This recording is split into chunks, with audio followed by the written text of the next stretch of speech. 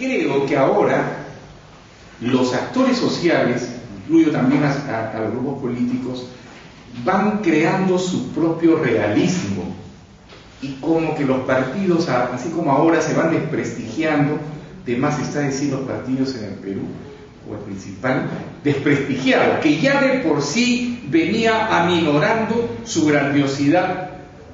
de voluntades de ciudadanos en la última elección, porque ganó con votos que no eran de su partido, se los tuvieron que endosar. Hoy día todo el mundo, me imagino, que quisiera borrar ese voto muy tarde, ya lo sentaron. Entonces creo que todo esto, por eso decía, para terminar, provoca varias puertas de entrada que habría que incorporarlos, y de cómo vamos democratizando, o de repente no nos interesa, o qué queremos de la patria grande, de repente decir, o quizás hay que seguir como este cambio de gabinete, no hay que cambiar todo para que todo siga igual. Puede ser también. Mi pregunta era por qué, y en una parte de su posición dijo que se había aumentado lo que era la FARC, se habían adueñado del poder después de que se capturó la cárcel de Cali. ¿Y por qué para el gobierno de Colombia es tan difícil deshacerse de estas FARC? ¿Por qué? ¿Por qué se ve tan difícil y van pasando los años y se ve que cada año van aumentando más los problemas, y ya no solamente nacional, sino se extienden a otros países? A Mónica, sobre en este contexto de reformas constitucionales del año 91, etcétera, en que se rompe el bipartidismo y tal, aunque se recupera de otras maneras, yo nunca termino de entender cuál es la demanda política de las FARC, o sea, que tienen un proyecto, o sea, el proyecto político de las FARC, porque tengo la impresión de que no es esta revolución marxista-leninista para formar la dictadura del proletariado, pero no, la verdad que nunca he tenido a entender qué es, y entonces más bien parece seguir siendo una reacción popular contra el bipartidismo excluyente cuando ya no lo hay. No sé, ahí me queda una cosa en duda, y a Romeo le quería preguntar nada más sobre, digamos, cómo en este contexto de instituciones que se usan y al mismo tiempo se transgreden, etcétera, digamos, ¿cuál es el factor ¿cuál dirías tú que es el factor que estabiliza la política peruana en un escenario en el cual tenemos ya dos gobiernos que al año, digamos, empiezan a bajar la popularidad por debajo del 20%, entonces, y que empiezan a gobernarse años y años con una popularidad bajísima? Esto me parece, tiene algo que ver con este juego de instituciones que se usan, se transgreden, etcétera, pero también al mismo tiempo me parece que le da a las élites una libertad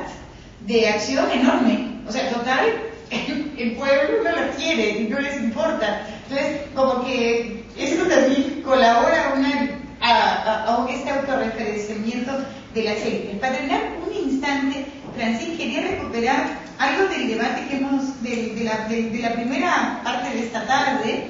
y es el tema de la democracia participativa, porque en este caso, en los dos países que estamos viendo, lo que encontramos son que las constituciones del año 92, precisamente en estos dos países, y acá muchos de los elementos de la participación ciudadana son parte de las reformas fujimoristas, y entonces este consejo, ¿cómo le llamaba?, de participación, que le levanta los pelos de punta al Simón Pachano, no tiene, ya por eso se los ha cortado, es muy parecido al consejo de la magistratura, o sea, a estos instrumentos medio corporativos que le quitan funciones al Congreso para entregarlos a una sociedad que debiera entrar. Pero eso, claro, es una opción digamos, que viene desde un lado de la derecha, en el caso de Fujimori, y viene en el caso de los gobiernos de movimientos populares en Ecuador o en Bolivia. Como que bien paralelo que la institucionalización de los partidos pareciera que en el caso de Perú y en Colombia fuera no en el escenario social, sino en el Parlamento. Decía que me extraña que haya una pluralidad en el Congreso en Colombia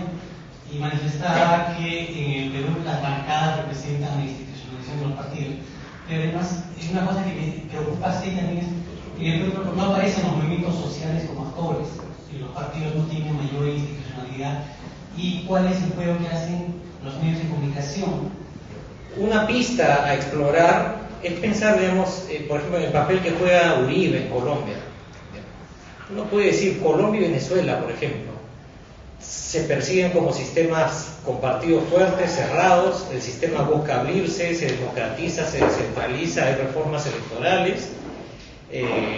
no se solucionan los problemas hasta que llegan personajes como Chávez y como Uribe, diría yo.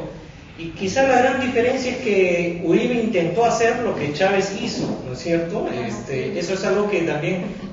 podrías ampliar en tu intervención. Uribe intenta hacer otras reformas que no le aprueban. Uribe en algún momento hace campaña para cerrar el Congreso también, ¿no es cierto? Y digamos, él desarrolla iniciativas que no llegan a fructificar, busca la reelección, pero no llega a hacer un corte institucional como en los otros casos que vimos más temprano. Entonces, quizás habría que explorar, digamos, esa relativa fortaleza institucional para detener estos intentos de Uribe, y quizá por ahí habría que buscar la explicación. Y de otro lado, respecto a Perú, me parece interesante otra vez tratar de hacer comparaciones con Perú y otros países y explorar una idea que ha salido varias veces, ¿no? Este asunto de que como que las constituciones condensan y simbolizan determinados órdenes políticos, pero es una cosa básicamente simbólica, no tiene tanto que ver con lo que está escrito allí, ¿no? Entonces, esto habría hecho pues que se da esta transición democrática, entre comillas, en el Perú, caído Fujimori, y gran parte de esa oposición no ve ninguna necesidad de cambiar la constitución, porque justamente la batalla de la que acaban de salir es porque se respete la constitución del 93 que Fujimori violaba, ¿no es cierto? Y de repente por allí se explica que acá la discusión haya ido principalmente por hacer reformas políticas que no pasaban por cambios constitucionales. Ahora, ciertamente hay mucha gente que piensa que habría que cambiar la constitución, pero no tienen, digamos, esa bandera no tiene el sex appeal, digamos así, que tiene en Bolivia, que tiene en Ecuador, que tiene en otros países, ¿no?